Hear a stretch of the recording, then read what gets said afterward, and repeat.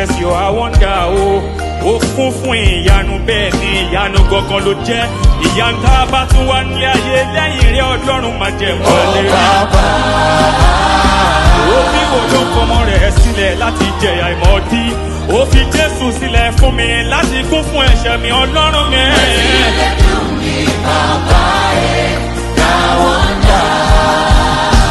Ìwọ làwa kan rí tàbí rí ìtìjú mọ́. Ìwọ làwa kan rí Ọlọ́run tàbí rí ìgbénìdí Ọlọ́run máa jẹ̀mú. Ìwọ làwa kan rí tàbí rí Ọlọ́run máa jẹ̀mú. Ìwọ ló dà wá kan lọ́wọ́ mú tó mú wá rìnrìn àjò gọ́. Ó sì wà lọ́wọ́ mú Ọlọ́run.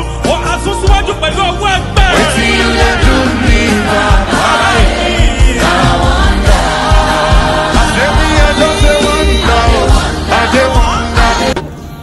Adigun olóore Chief Adébáyọ̀ Olúlámi ní Èkó. Please jam your hands together for your man singing.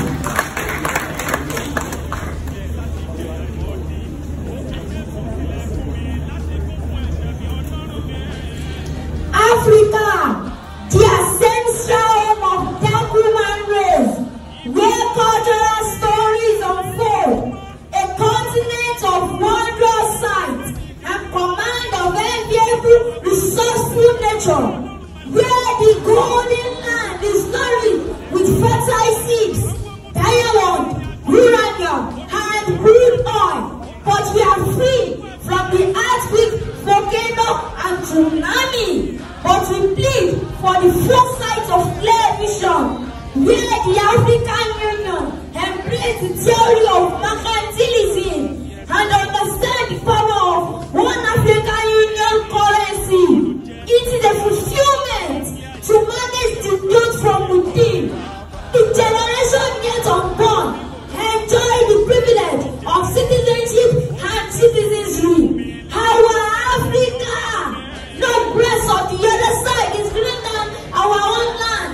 This is what they see before they introduce grief to our masters. Our ancestor was called pre-traded as slave in exchange of mirror to a no man's land. Our identity was shaped with the name of cat and dog, shackled in the wrist, neck, and the leg. And here is the moment to ponder by restoring the legacy of African heroes who gave up everything for freedom, with the hope of seeing Africa as a promised land for you and I. Nelson Royila Mandela, Thomas Sankara, Olufunmilayo Ransome Kuti, all of blessed memories, but history speaks of their symbols.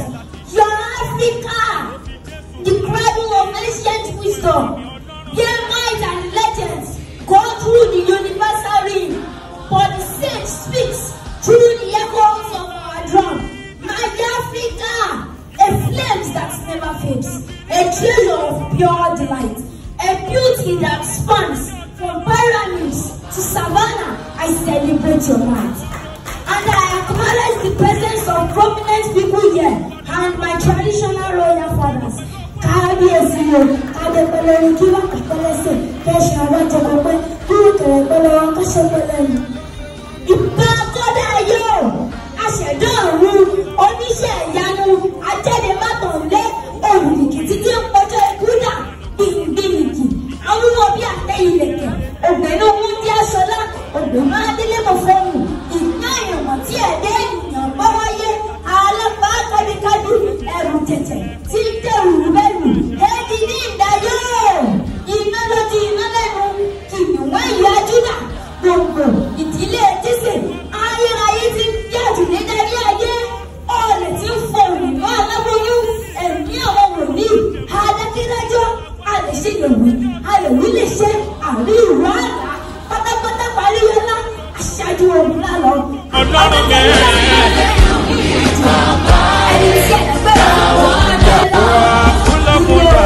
yes you are wonder o. Ó kún fún ìyanu bẹ́ẹ̀ ni ìyanu gangan ló jẹ́. Ìyanu tá a bá tún wá ní ayé lẹ́yìn rẹ̀ Ọlọ́run máa jẹ́ mọ́lẹ̀. Ó ti kó lówó mọ́ rẹ̀ sílẹ̀ láti jẹ àìmọ̀dí. Ó fi Jésù sílẹ̀ fún mi láti kún fún ẹ̀ṣẹ̀ mi Ọlọ́run mi.